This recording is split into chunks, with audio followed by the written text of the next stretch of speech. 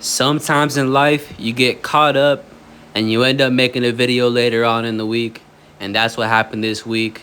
So I do apologize, but hey, guess what? We have Kape versus Horiguchi 2, and I'm excited to go over this card with you guys. Of course, this is a rematch that happened a long time ago, but I'm very excited to see what the outcome of this one is. Last time, Horiguchi was able to get the late sub, and hey, let's see if he can do it again, or let's see if Manel can now pull up with a plan to defeat a guy like Horiguchi. So make sure you guys like, comment, and subscribe. Let's go ahead and get right into this card. We have a couple of debuting guys, and we're going to start off with a debuting fight for both fighters. First up for this card, we have two fighters that are debuting in the UFC. It's Shane Collins versus Atari Tanzalovi. Now, Shane Collins on this side, he's a very composed fighter. He kind of likes to slow you down, kind of get you against the cage. He likes to cut you off and control the range until he's able to kind of storm in and get you against the cage and kind of work you there. Sometimes he does, go for some offensive takedowns to kind of slow down the pace. I feel like that's going to be something that he's going to try to implement here. But overall, a pretty good fighter. I mean, so far in his pro career, he hasn't really fought anybody that's really that good, if we're being completely honest. But he's doing exactly what needs to be done against that type of competition. So, I mean, coming into this fight, I mean, I saw him about a month ago on the UFC's YouTube page where they were talking about he was a fighter to look out for. So UFC has been having an eye on him for a little while, and now he's getting a spot here on short notice. And both fighters are taking this fight off in about like a week's notice, I believe it is. Now, Atari, he's a very flashy striker. He likes to throw some crazy kicks. He'll throw crazy spinning kicks and head kicks and things like that. So very flashy. Throws kind of not too much in combination, but overall, I mean, he has some pretty flashy shots and is very speedy. Now with him, the only thing I would say is that he kind of does have like a wing style to where he wings kicks and he kind of catches himself off balance. I feel like Shane Collins will be able to, of course, be able to take advantage of that. Because Shane has shown to have some good grappling skills when it comes down to being on the mat and is pretty good at being top heavy. Now, whenever you listen to film, you can kind of hear his coaches telling him, hey, lace the legs, control the arms, control the wrist. So in his corner, he has pretty good advice coming from his side. And he trains with guys like Aljo, so, I mean, he has some pretty good grappling work when it comes down to having a good camp. He has some good guys around him. Atari was on Dana White Contender Series where Merab was in his corner for that fight. In that fight, I think that honestly he did win that fight against Josiah. And I mean, he hasn't really done that good in the UFC since he's entered. I do think here that Shane Collins is going to be the more durable guy here because this is his natural weight class. So I feel like he's going to be able to take the shots from Atari. I do think that this is going to be a close fight. I do see value in the dog here in Atari. But overall, for a pick, I'm going to go ahead and pick Shane Collins. I think that overall, he's a more smarter fighter. He's not going to come out here and be flashy. He's going to come out here with a game plan and be more smarter than Atari. And here, I feel like he'll win a decision. But as a pick, I'm going to take Shane Collins. I like how Collins is a more active fighter here coming into this fight. Overall, I do feel like this fight goes to decision. Next up, we have Kara Rosa versus Luana Santos. In this fight here, Kara Rosa, experienced fighter, has way more fights than Luana Santos. Luana Santos, 10-2 in the UFC so far, and is coming in here as an underdog. Now, one thing I did notice about Carol is that if you go back into her record against strikers, she does find success because in those type of exchanges, she's able to exchange with the strikers and then utilize her grappling to be able to, get top control, which is kind of what she did her last fight. When she goes against strikers that don't really have good grappling games, she's able to utilize that and, just kind of stay top heavy, kind of control, and win a decision that way. Now, here's the thing. In this fight, if she does do that and get to the ground with Luana Santos, I feel like Luana Santos, even if she's on bottom, she'll be able to eventually reverse it. And as long as Luana Santos is able to get it down to the ground, she will be able to keep it down on the ground. And she has some really, really good top-heavy control. This is a young fighter who, comes in here, will come crash in the pocket with you immediately, tie her hands together and get you down to the ground, hip toss you, and she will lay on you, and she will not let your ass get back up. So in this fight, that's exactly what she has to do to Kara Rosa. Kara Rosa has already lost to a similar style in Aline Perez. And like I said, you look through her record, and when she's gone against this type of style, she's lost pretty much every time. Against strikers, she seems to have a lot of success. The only thing is that if you do have a ground game to kind of defeat what she's trying to do to you if you are a striker, I mean, she's pretty much not winning those fights. So as the underdog, I really like Luana Santos here. I feel like as long as she's able to get 2 takedowns, at least a takedown per round, she can win 2 out of the 3 rounds. There's not really a knockout threat or a danger threat coming from the side of Cara Rosa. So I actually feel pretty confident in Luana Santos in this spot. Yes, Luana Santos did lose to Casey O'Neill, but Casey O'Neill is a problem. Do you guys see what she did to Gabriel Fernandez? I mean, that girl is a problem. Plus, Luana Santos did take that fight against Casey O'Neill on short notice. I like Luana Santos here in this spot. I feel like here she'll have enough to defeat a girl like Cara Rosa. Give me Luana Santos as the underdog here in this spot, and I feel like she gets it done by a submission or a decision. Most likely, though, she'll grind her way out to a decision here in this fight. In the smaller cage here, she'll be able to utilize her judo threat. So give me Luana, and hopefully we get a little twerk or something. Next up is Leon Shabazian versus Levon Shakeli. Leon Shabazian is the brother of Edmund Shabazian, but both guys do have a completely different style.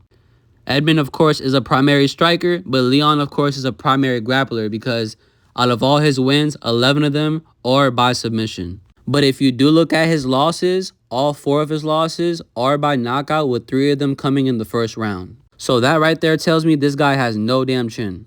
And overall, it's his tall man defense that kind of gets him caught because he does stick his chin out there to be hit. Now, Levon, I have seen him fight before. I did watch his, Bellator fight back then against Lorenz Larkin. To there, he was even money with Lorenz Larkin, but Lorenz Larkin got that power in his hand, and that boy smoked him pretty bad. That was a knockout in the first round, a knockout loss, but I mean, against a guy like that, you can't really discredit him for that type of loss. He did come back after that loss and got a knockout win of his own. So, I mean, he was able to build his confidence back and kind of display that knockout power again. Because although Leon does have 11 submissions, Levon has 11 knockouts. And of course, here, it's pretty clear that Levon is going to be able to knock out Leon if he just plays it smart. Of course, if he engages in the grappling, that's where Leon's going to have his advantage. But I mean, here in this fight, especially with having 11 knockouts of his own, I feel like he'll be able to chin him here. One thing that I really like here in this fight is going to be the under 1.5, because here, I mean, both guys have pretty good ways of being able to finish it here pretty quick, especially being in the smaller cage. This isn't going to be a fight where both guys are going to kind of fill out distance. I feel like both guys are going to get at it pretty quick, and both guys, I mean, they're pretty good at getting the first round finish. So I'm expecting a first round finish. I like the under 1.5. I think Levon's knockout is going to overpower Leon's submission. So give me Levon by knockout, as he does display some power on the feet. And Leon shows that the way to defeat him is by knockout. Now for this next fight, we have Michael Aswell versus Gaston Bolaños. Both guys are coming off of a loss, but both are ready to show that they should still be part of the UFC. Now this fight overall is going to be the striker's delight because both guys don't really have a well ground game. And both guys are primarily coming from a striking background. So here, I don't feel like we'll see any type of wrestling. I feel like this is going to be a fight that we'll see a lot of it take place on the feet. Now, if there is somebody that can mix it up, it will be Michael Aswell, because I feel like his camp can kind of utilize that to win the fight. I feel like they've been trying to train that. But overall, I feel like this fight will take percent mainly on the feet. Now, if you want to be Michael Aswell, if you go look back at his record, you kind of have to be the more stronger, more bigger guy to be able to feed him. You kind of have to out-muscle him. Last time he did take a L, but it was against Luke Riley, and Luke Riley is a power puncher, and he wasn't able to even crack the chin of Michael Aswell. So that just goes to show his durability. He's never been knocked out, and I mean, he's shown to be a pretty durable guy, even when it comes down to fighting guys that are way bigger than him. In this fight, I think this will probably be one of the first times we've seen him actually go against somebody that's measured to be smaller than him. So that's going to be very interesting. Gaston is the one here that's actually moving up in weight. His last fight did take place at 135, which is where he usually fights. But this time he's coming up to 145. And they put him against a guy who's younger, who's more honestly hungrier, and has shown his durability on the feet and his ability to even stay in the pocket with guys who are power punchers. So here I feel like Aswell will not even respect the power coming from Gaston Bolaños. I don't see a chance of him getting caught by Bolaños and being finished by Bolaños. But I do see a clear advantage to where Michael Aswell will be able to land a knockout or even win by decision. Aswell does put out about 8 strikes per minute, so he has a really high output, especially against the guys that he's faced. Here, in this fight, he will definitely outwork Gaston Bolaños, finally being the bigger guy. And in this fight, I just see him walking him down. I feel like the UFC is setting up Michael Aswell with a very good matchup here. And here, I feel like he'll be able to make a statement and have a great performance against a guy like Bolaños. So in this fight, give me Michael Aswell. And shout out to Michael for acknowledging my comment when I told him Lucas Almeida was hurt. Next up, we have Mitch Raposo versus Alan Nascimento. Mitch Raposo is coming into this fight 7 years younger. But of course, in this fight, as always, he's going to be the smaller fighter with the reach disadvantage. Now, he's a guy that likes to, be on the feet, so use some wrestling. And one thing I can say is that the judges like him because he did go to split decision with Andre Lima, which we'll talk about later, and also went to split decision with Summer Durji. Both guys that have recently had some really good success in their UFC career, so those are very good fights to have very close decisions with. Alan Nascimento, he is coming off of that fight with Cody Durden where he was able to pull off the second round sub. In the first round, he was losing. I definitely think that he was losing that fight until he was able to catch Cody Durden and catch him in a sub eventually after dropping him. Now, Alan Nascimento is 34 years old. Like I mentioned, of course, he's going to come in here as the older fighter. And one thing that I can say is that this guy has not made weight in over 3 years. So my question is this guy going to make weight this time? Because the last 3 times, he has not fought at 125. So that is the biggest concern when it comes down to Alex Nascimento here in this fight, is that if he does make weight, I am surprised to see him be as strong as he usually is, or him be able to use a grappling advantage in the later rounds like he does. Because when you lose that extra weight, it definitely takes a toll on you, especially at an older age when you haven't made the weight in 3 years. Now, of course, if it does get down to the ground, that's where Alan Nascimento will have the huge advantage because he has 16 submission wins. So this guy definitely is a BJJ specialist.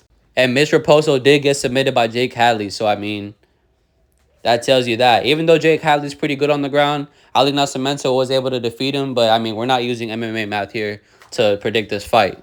If Mitch Raposo was able to keep it up on the feet and kind of outbox Ali Nascimento, he definitely can look very good here and win a decision. And believe it or not, if Alan Nascimento does make weight, here he also has a path to victory to where he can win by knockout. Because like I said, that does take a toll on you when you're not able to make weight and then you have to make weight for a fight. Overall, though, I think Alan Nascimento should win this fight. I mean, he does have way more experience and clearly has a grappling advantage here in this fight to where Mitch Raposo has shown a disadvantage there, with the submission loss. But overall, I think if it goes to decision, that will lean towards Mitch Raposo's way. Because I feel like he'll be stronger in the third round than Alan Nascimento. I feel like he can win the first round and make the third round very close. I do feel like Nascimento does have a submission threat in the second round.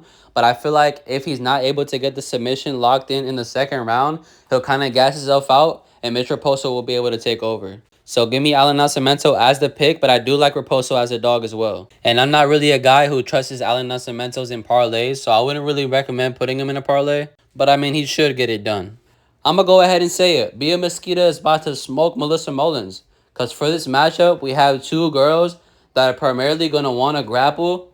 Overall, Bia Mesquita is the way more better accoladed grappler here. I mean, holy shit. Melissa Mullins does not have any striking. She looks completely lost on the feet.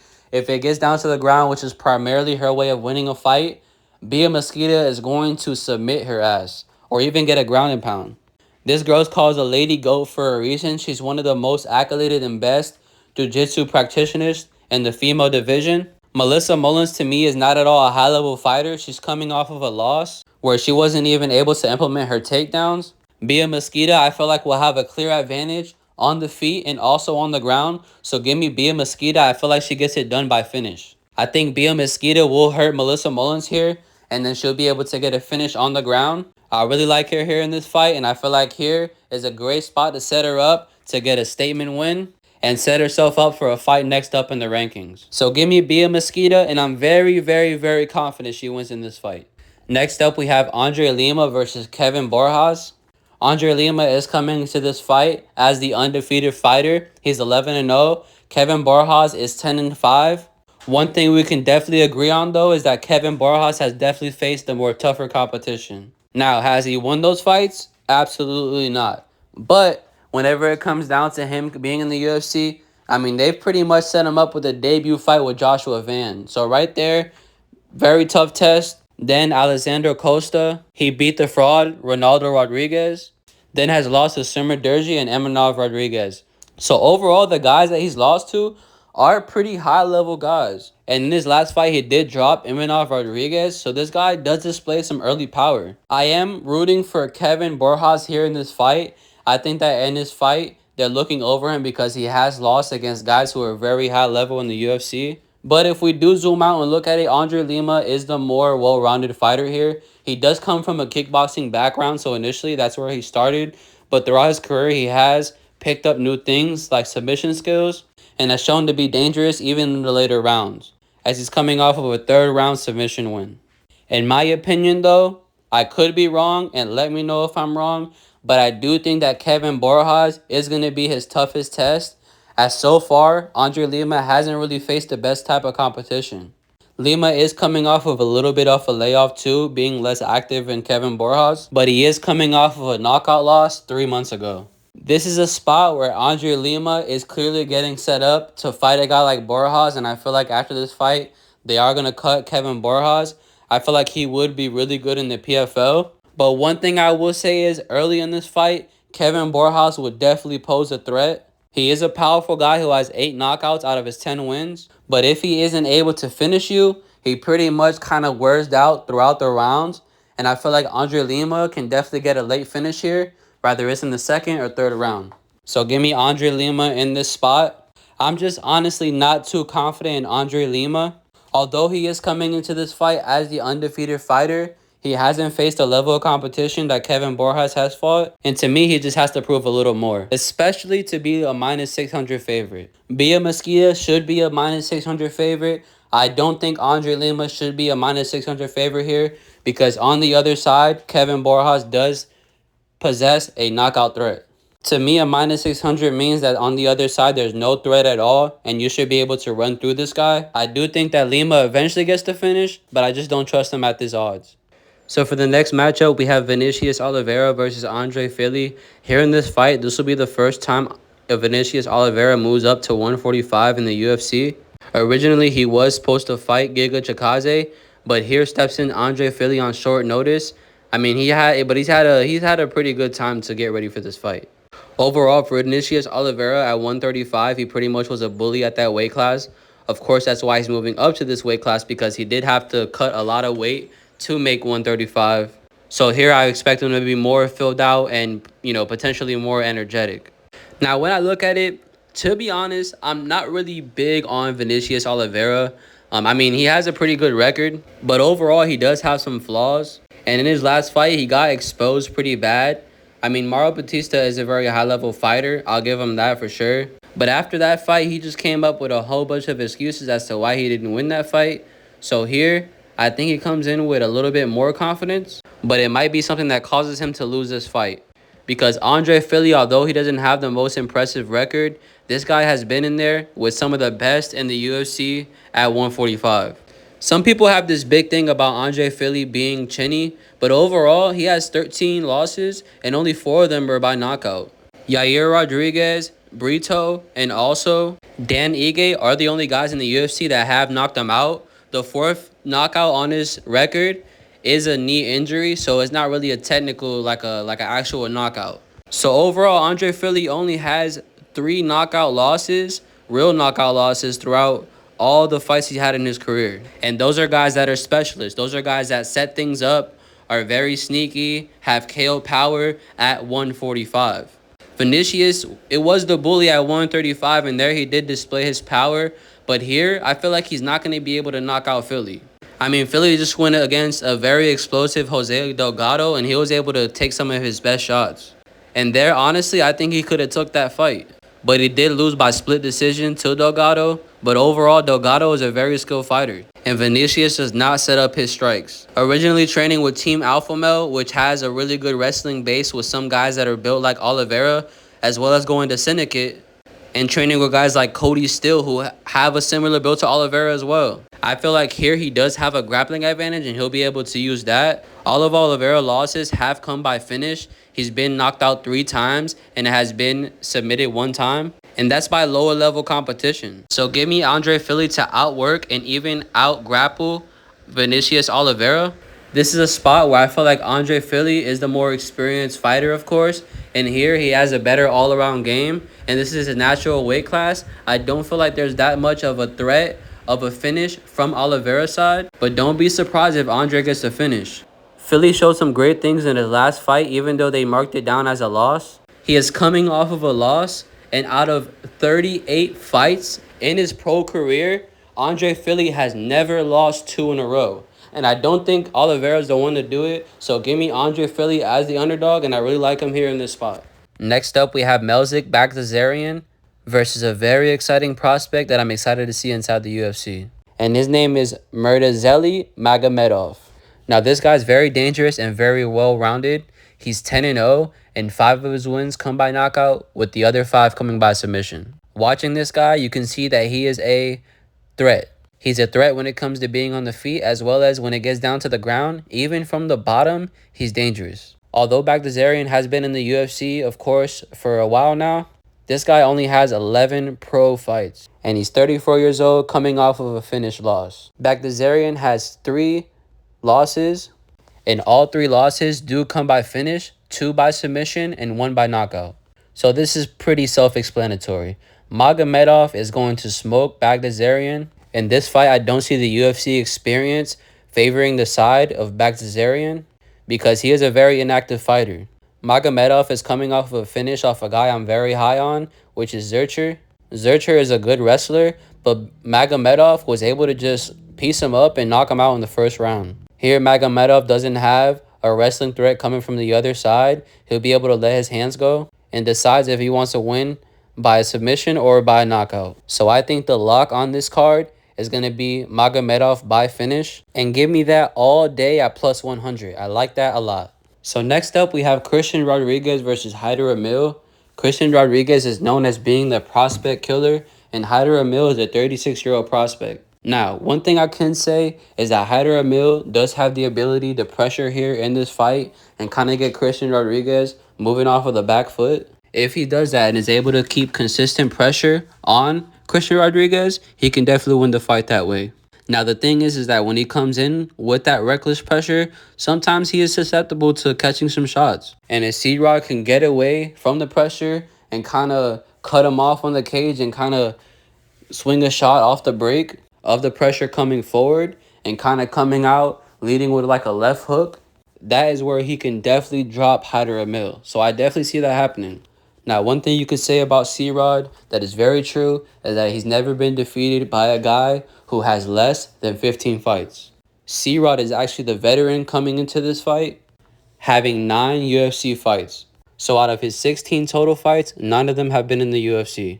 If you fight back with Haider Emil, you can catch him and you can also defeat him by decision. And we've seen them both happen in both of his last 2 fights. I feel like C-Rod can break away from the pressure, even implement some grappling here, and win by a decision or even by a knockout. At 36 years old, Haider Emil is a less experienced fighter, and C-Rod has already stifled the threatening pressure of Austin Bashi as well as Isaac Delgarian, which are 2 very explosive fighters in the first round. C-Rod has shown to be durable and has never been knocked out before. He does have that 1 finish loss by Julian Erosa, but that's another crafted veteran who has tons of fights. Here, Haider Emil is a less experienced fighter, and C-Rod, he takes advantage of that every time. I like C-Rod in this spot, but I don't know if he wins by a decision or by a knockout. Most likely, it will be by a decision, but don't be surprised if C-Rod catches him coming in. If Haider is coming in recklessly and is not defending himself as he always does, I feel like C-Rod can definitely take over this fight, and I feel like that's what he does here. So overall, I'm still picking the method of victory, kind of flopping back and forth in that. I'll probably have something, by tomorrow whenever we drop another video. But overall, I like the C-Rod moneyline, and I think he gets it done here in this fight. I believe he keeps his contract in the UFC, and this might be a spot where Haider Emil doesn't have a spot, unfortunately, in the UFC. But maybe they keep him, He's coming off of 3 back-to-back losses, but I hope that they do keep him because he's a very good fighter. His main problem is that he's all offense and doesn't have good defense. At 36 years old, that's not a really good style. And we've seen in the last 2 fights that it's caught up to him. So give me C-Rod, even though honestly I'm more of a Hyder fan. Next up, we have the co-main event. It's Ion Cutelaba versus Navajo Sterling. As you guys know, if you guys watched Navajo Sterling's last fight, he got on the mic after his first KO win in the UFC and caught on Ion Cutelaba. And here he got exactly what he wanted. Even though it's at the Apex, this is still a really good card, and Navajo Sterling gets a spot here in the co-main event. Overall, this will be one of his most toughest tests, I would say, because Ion Cutelaba does have plenty of UFC experience and has been in there with some of the top guys at this division. But of course, that was, at 2019 and before. So it's a really long time since he's faced high-level competition. Since he's came back, since that time, he has had some good dominant wins, but they have been against very low-level competition, against guys who honestly are very easy to finish, and some guys who, are shown to be frauds. He's coming off of wins to Ivan Erslan, Ibo Aslan, and Umar Sy. 3 guys who are complete, honestly, frauds and trash cans. 3 guys who aren't technical and seem to not really come into the cage with a game plan.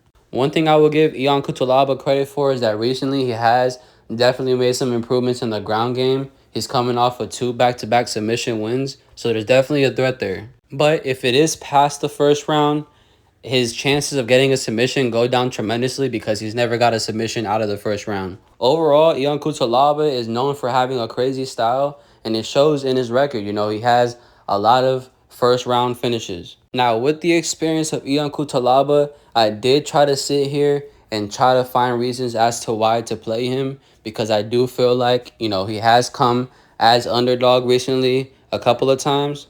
But in those spots as the underdog, like I said, it was against Ivan Erslan, Ibo Aslan, and Umar Sy. Not the best guys. And honestly, guys that I see, pretty much they already almost all got cut from the UFC. And none of those guys will have a future in the UFC. I don't see them ever returning unless they make a big run in the regional scenes. Those guys have been exposed bad. And all 3 have huge holes in their game, even when it comes down to the durability.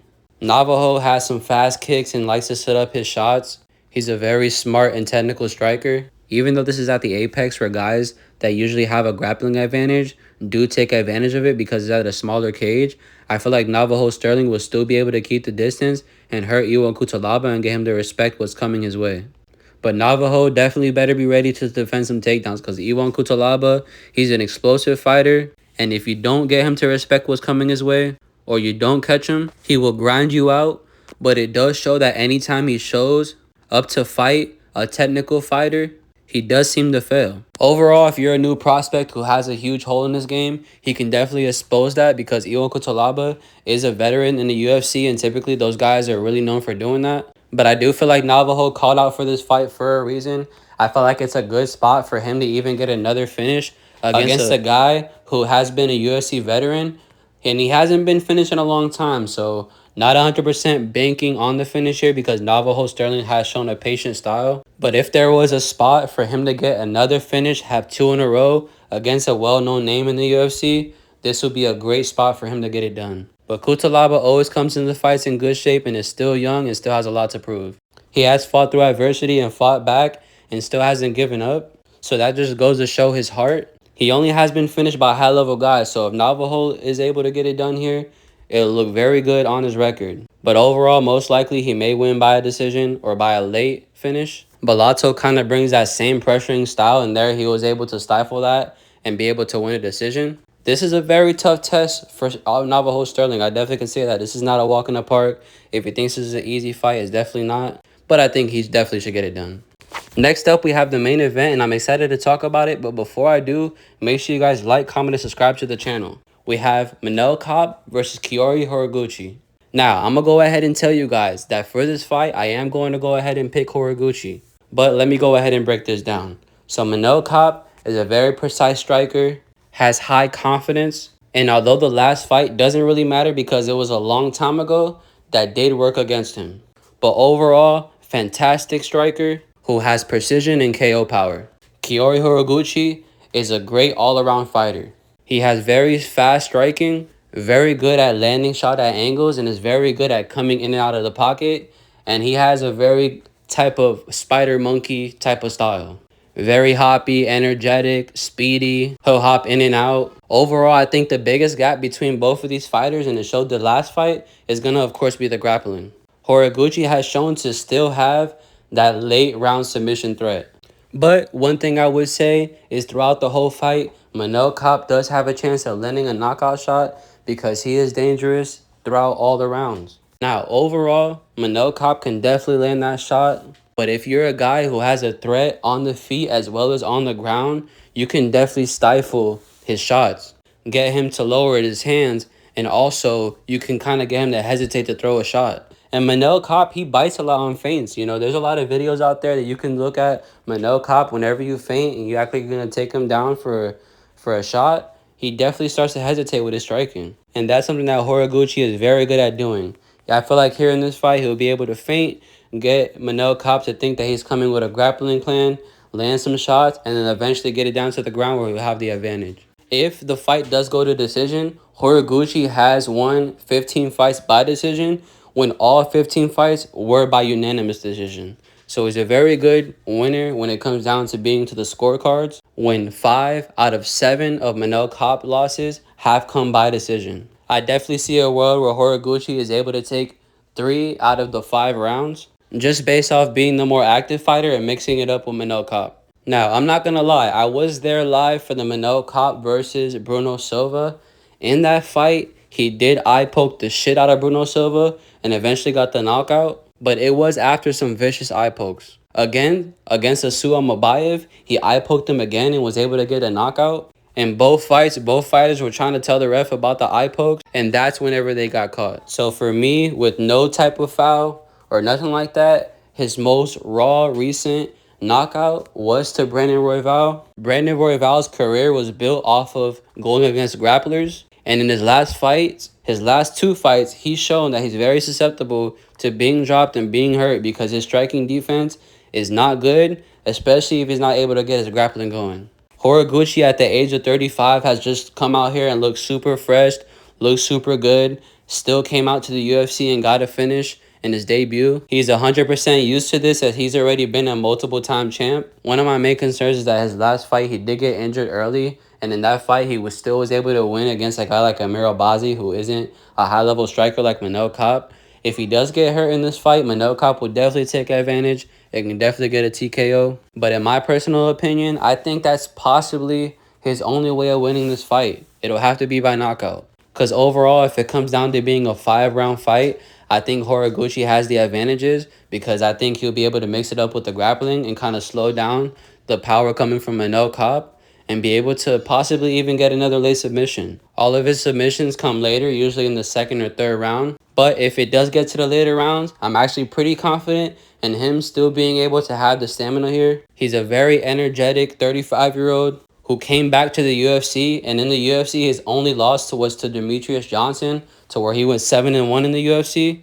Now in the UFC, he's 9-1. Manel Kape is 7-3. I think Josh Van versus Horiguchi is a very interesting fight if Josh Van is still the champion after he fights Pantoja. But I do like Horiguchi a lot here, especially as the underdog in this spot. You know, I feel like he's a very good fighter. Anytime you catch him as an underdog, I feel like it's a very good spot to play. And yes, recently in rematches, if the guy wins the first time, usually he loses a second time. But in those matches, none of those people are usually at the level of Horiguchi. And usually the second time they fight, the guy that lost the first time made more vast improvements. Manel Kape has definitely made some vast improvements because now he's more of a patient fighter. Before, he was very chaotic. But I feel like Horiguchi is able to stay away from the power shots of Manel Kape and possibly win by either a decision or a submission. Like I said, love Horiguchi here as the underdog here in this spot. And I'm picking him here for this main event of this Apex card. Now, thank you so much, everybody, for tuning in and going through another breakdown with me. I really appreciate the views, and I hope that you guys leave some comments and also leave some likes on the video. Tomorrow, we'll have the weigh-ins where I'll drop a weigh-in recap video, and also we'll go over some parlays and some bets that I like for this week. Let me know in the comments below what you guys think of this card. Rate it between 1 and 10, and also remember to leave a like. As always, thank you very much for pulling up, YouTube family. I really enjoy making videos, and I hope you guys enjoy it too. Peace out, and I hope y'all have a good night. I'll see y'all tomorrow.